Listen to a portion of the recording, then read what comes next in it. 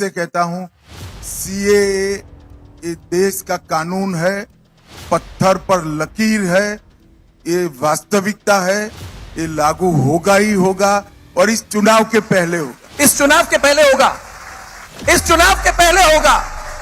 तो finally citizenship amendment act यानी कि सीएए 2019 इम्प्लीमेंट हो चुका है और तरह तरह के लोगों ने तरह तरह की बातें करनी शुरू कर दी हैं। सोसाइटी की एक लॉबी ने इसको पहले ही एक एंटी मुस्लिम लॉ बताना शुरू कर दिया है और मुस्लिम को भड़काना, उन्हें इस लॉ से इनसिक्योर फील कराना, ये सब शुरू हो चुकी हैं चीजें। और ऑन ग्राउंड रिपोर्ट कुछ ऐसी है कि पर्टिकुलरली मुस्लिम वर्ग को ये लग रहा है कि उनकी सिटीजनशिप इससे छीन ली जाएगी, उनको भारतीय होने का प्रमाण देना पड़ेगा।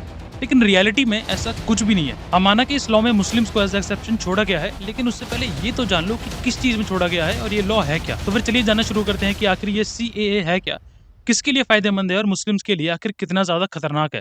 ये गलत कानून है, भारत के आईन के खिलाफ है, मजहब की बुनियाद पर बनाया गया है। पाकिस्तान से अगर झुग्गी लगा के आपके पता नहीं वो कौन लोग हैं, क्या हैं, सारी कानून व्यवस्था चरमरा जाएगी, चोरियां, डकैतियां, बलात्कार बढ़ेंगे हमारे देश के अंदर, पूरी कानून व्यवस्था, और पता नहीं कैसे कैसे लोग आएंगे वहाँ पे। सुरक्षा व्यवस्था, हमारे देश की सुरक्षा व्यवस्था का क्या होगा? चारों तरफ दंगे फैल जाएंगे। ये क्यों लाए हैं कानून? तो बेसिकली सीएए यानी कि सिटीजनशिप अमेंडमेंट एक्ट, ये बेसिकली हमारे कॉन्स्टिट्यूशन का एक प्रावधान है जो कि भारतीय नागरिकता या फिर इंडियन सिटीजनशिप देने का काम करता है। अब बेसिकली इसके 7 तरीके हैं, जिसमें 2 तो यही है कि आप इंडिया में पैदा हुए हैं या फिर आपके एंसेस्टर जो हैं वो इंडियन है। बाकी के 5 प्रावधान भी अलग अलग है, जिसमें से एक है नॉर्मलाइजेशन। अब इस नॉर्मलाइजेशन वाले तरीके में वैसे तो कई सारे रूल्स एंड रेगुलेशंस है, लेकिन एक जो सबसे मेन रूल है वो ये है कि अगर आपको भारतीय नागरिकता चाहिए तो आपको एटलीस्ट 11 साल हिंदुस्तान में बिताने होंगे। अब बेसिकली इस समय पे यानी कि सीएए 2019 जो इम्प्लीमेंट हुआ है उसमें इसको चेंज करके ये बोल दिया गया है कि अगर आप पाकिस्तान, अफगानिस्तान और बांग्लादेश और इन 6 माइनॉरिटी रिलीजियस ग्रुप्स यानी कि Hindus, Sikhs, Christians, Parsis, Buddhist, Jains, इनमें से किसी भी रिलीजियस माइनॉरिटी ग्रुप से बिलोंग करते हो और ऊपर मेंशन की गई इन 3 कंट्रीज से बिलोंग करते हो तो आपको 11 साल के बदले सिर्फ और सिर्फ 6 साल में ही इंडियन सिटीजनशिप मिल जाएगी। इसके साथ साथ इसमें एक और कंडीशन ये भी है कि जो भी वो इलीगल माइग्रेंट्स हैं वो 31 दिसंबर 2014 से पहले ही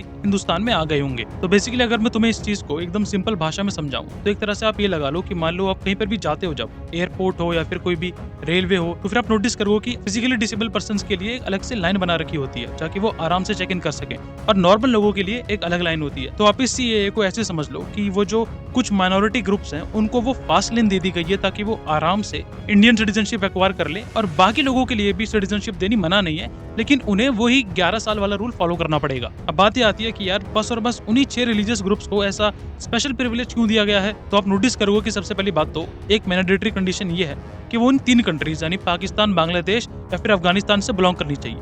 ये तीनों की तीनों ही एक इस्लामिक स्टेट है और एक मुस्लिम मेजोरिटी कंट्री है। दूसरी बात ये भी है कि ऐसा भी नहीं है कि इस रिलीजियस ग्रुप से बिलोंग कर रहे सभी लोगों को अनुमति है। जो लोग रिलीजियस परसिक्यूशन यानी कि जिन्होंने धर्म के नाम पर प्रताड़ना झेली है, सिर्फ और सिर्फ उन्हीं लोगों को अलाउड है। तो उससे ये बात तो क्लियर हो जाती है कि जो हमारा ये एक्ट है उससे भारतीय मुसलमानों को कुछ भी लेना देना है ही नहीं, और ये लॉ नागरिकता देने का काम करता है, ना कि नागरिकता छीनने का। यही सेम चीज सरकार ने भी अपनी साइड से क्लियर की है, लेकिन ये जो मिडिल मैन और बीच के पॉलिटिशियंस हैं जो कि चाहते हैं कि इसके नाम पर एक बार वापस से दिल्ली राइट्स हो, तो वही ऐसे झूठ फैला रहे हैं। लेकिन इसके साथ साथ इसमें बात ये भी आती है कि अगर रिलीजियस परसिक्यूशन की ही बात है और इन 6 माइनॉरिटी ग्रुप्स को इसमें इंक्लूड कर रखा है, तो फिर अहमदी और शिया ग्रुप का क्यों नहीं? क्योंकि इन तीनों देशों में अहमदियाज और शिया ग्रुप का इन 6 रिलीजियस ग्रुप से भी ज्यादा बुरा हाल है, तो फिर उनको ये अनुमति क्यों नहीं दी गई? बांग्लादेश में अहमदी मुसलमानों के 189 घरों और 50 दुकानों को लूट लिया गया और जमकर आगजनी की गई। वहीं बांग्लादेश की पुलिस पर आरोप है कि इन सभी घटनाओं को दिन दिहाड़े अंजाम दिया गया। अब इससे पहले हम इस बात को समझे, मैं चाहूंगा कि आप सबसे पहले ये समझो कि पाकिस्तान, अफगानिस्तान और बांग्लादेश को इसमें क्यों चुना गया। अब अगर सबसे पहले हम बात करें पाकिस्तान की, तो इसके ऊपर शायद से मुझे बात करने की जरूरत है भी नहीं, क्योंकि पाकिस्तान में हिंदू, सिख्स, क्रिश्चियंस और बाकी रिलीजियस ग्रुप्स की क्या हालत है कि पूरी दुनिया में किसी से भी बात छिपी नहीं है। लेकिन फिर भी कुछ लोगों के लिए जो कि इससे जानबूझकर अपनी आंख बंद करके बैठे हुए हैं, उनके लिए फैक्ट्स प्रेजेंट करना आई गेस नेसेसरी है। और डेटा के अकॉर्डिंग फोर्स कन्वर्जन कराना, रेप होना, एब्डक्शन होना, ये बहुत ही कॉमन चीज है पाकिस्तान के स्टेट में सिर्फ और सिर्फ नॉन मुस्लिम्स के लिए। अकॉर्डिंग टू रिपोर्ट्स 1000 हिंदू और क्रिश्चियन गर्ल्स का पाकिस्तान में हर साल कन्वर्जन होना ही होना है, और इसमें आई गेस मुझे फोर्स शब्द का इस्तेमाल करने की जरूरत नहीं होनी चाहिए। इसके साथ साथ 2004 से 2018 के बीच में करीबन 7430 हिंदू गर्ल्स का अपहरण किया गया, वो भी बस और बस पाकिस्तान के सिंध प्रोविंस में।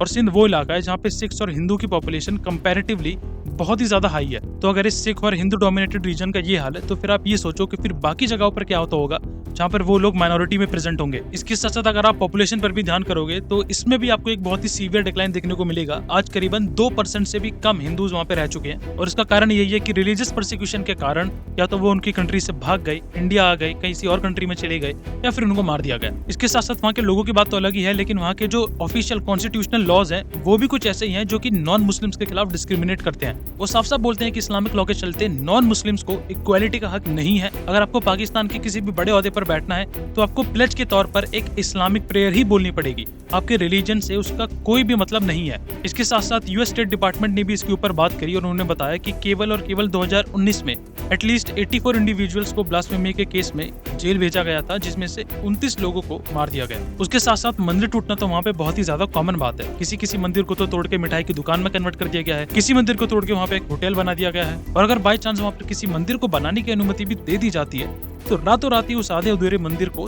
तोड़ के एकदम खत्म कर दिया जाता है। इसके साथ साथ वहाँ पे कुछ एक्सट्रीमिस्ट ग्रुप क्लियरली और ओपनली जिहाद प्रमोट करते हैं। तो ऐसे में आप सोचिए कि उनके लिए ऐसे कंडीशंस में इवन सर्वाइव करना ही कितना ज्यादा मुश्किल होता होगा। आए दिन उनको डर रहता होगा कि फिर आज कोई इस्लामिस्ट भीड़ उनके घर पर आएगी और उनकी माँ बहन बेटी को किसी को भी लेके जाएंगे, उनका रेप करेंगे, उनको फोर्सली इस्लाम में कन्वर्ट करेंगे, उनको धमकी मिलेगी या तो सर तन से जुदा या तो इस्लाम अपनाओ।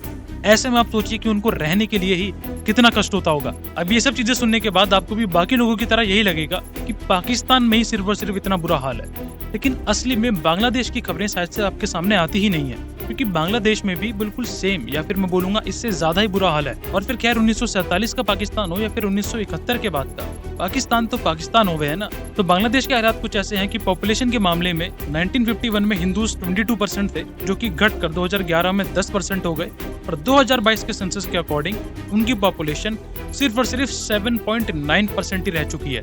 इसके साथ साथ 1964 और 2013 के बीच में करीबन 11 मिलियन हिंदूज बांग्लादेश से भागे हैं, सिर्फ और सिर्फ धार्मिक प्रताड़ना के कारण। इसके साथ साथ हिंदूज का वहाँ पे ग्रोथ रेट जो है वो 1% से भी कम है, और क्रिश्चियंस और मुस्लिम्स दोनों ही वहाँ पे 2% से भी ज्यादा अधिक तौर पर ग्रो करते हैं। इसके साथ साथ डीप होल्डर और अभिषेक विश्वास की एक बुक के अकॉर्डिंग कि as of 2016 on an average करीबन 632 लोग जो कि माइनॉरिटी कम्युनिटी से बिलोंग करते हैं वो हर रोज बांग्लादेश से भागे हैं। इसके साथ साथ 1971 में जो लिबरेशन हुआ था, जिसके कारण से पाकिस्तान 2 हिस्सों में बट गया था, जिसके बाद बांग्लादेश का जन्म हुआ है, आज तक वहाँ पे हिंदुओं को इस नजर से देखा जाता है कि उनके कारण ये लिबरेशन हुआ, और वहाँ के कई इस्लामिस्ट उनको इसका जिम्मेदार ठहराते हैं और उनको धार्मिक प्रताड़ना इस चीज की भी झेलनी पड़ती है, जिसके कारण से तब से लेके आज तक उनका टारगेटेड एग्जीक्यूशन चलते आ रहा है। United states commission on international religious freedom ने स्टेट किया कि बांग्लादेश में हो रहे रिलीजियस प्रोसिक्यूशन में सबसे मेन शिकार में से एक हिंदू भी है, जो कि आए दिन धर्म के नाम पर मारे जाते हैं। उनकी बहन बेटियों के साथ आए दिन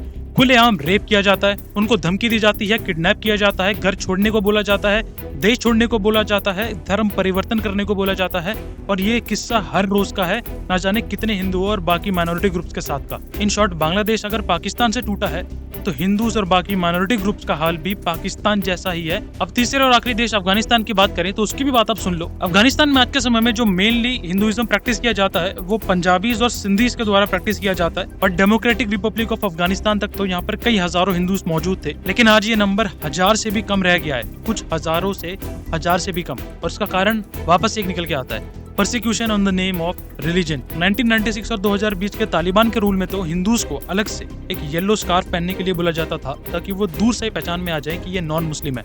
और जुलाई 2013 में तो अफगान पार्लियामेंट में रिलीजियस माइनॉरिटी के लिए एक सीट रिजर्व करने ही मना कर दी, यानी कि उनकी आवाज उठाने के लिए पार्लियामेंट में तो कोई आदमी उनके लिए अब रहा ही नहीं। तो ऐसे में आप सोचिए कि इन रिलीजियस माइनॉरिटीज को आखिर किस लेवल पर रिलीजियस परसिक्यूशन झेलना पड़ता होगा। ये हर दिन हर रात का एक ही सेम किस्सा होगा। उनको शायद से हर रोज बस एक ही डर सताता रहता होगा कि फिर आज शायद से उनके माँ बाप घर नहीं लौटेंगे, शायद से उनके भाई या फिर उनके बाप को सड़कों पर ही मार दिया जाएगा, शायद से एक भीड़ आएगी जो कि उनकी बहन बहू बेटियों को घर से उठा के ले जाएगी, उनके सामने ही उनका रेप करेगी और उनको मरने के लिए वापस छोड़ देगी। तो फिर बताइए कि ऐसे में आप क्या चाहते हैं कि ये रिलीजियस माइनॉरिटीज ऐसी हालातों में भी वहाँ पर बने रहें।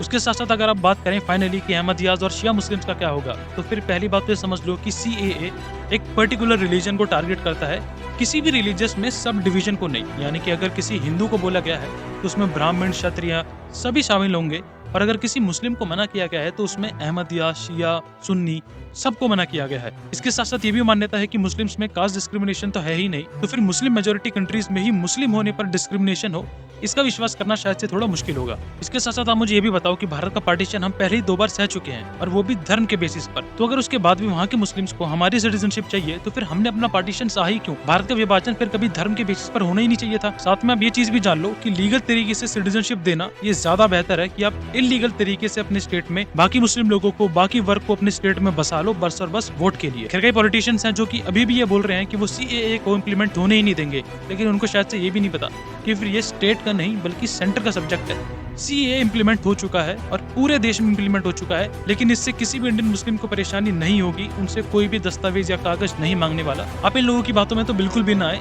इन शॉर्ट CAA सिटीजनशिप देने का काम करेगा, ना कि किसी से छीनने का। तो आज के लिए बस इतना ही। उम्मीद करता हूँ कि क्यों पाकिस्तान, अफगानिस्तान और क्यों ये 6 रिलीजियस माइनॉरिटी ग्रुप्स और क्यों नहीं मुस्लिम ग्रुप्स, ये आपको क्लियरली समझ में आ चुका होगा। ऐसी और वीडियोस के लिए चैनल को सब्सक्राइब करना बिल्कुल मत भूलना, like and share this video. और आप पाकिस्तानी हिंदूज की सिचुएशन अगर और भी बेहतर ढंग से समझना चाहते हैं, तो पहले मैंने एक डेडिकेटेड वीडियो बना रखी है, आप साइड वाले आइकन पर क्लिक करके उस पूरी वीडियो को देख सकते हैं।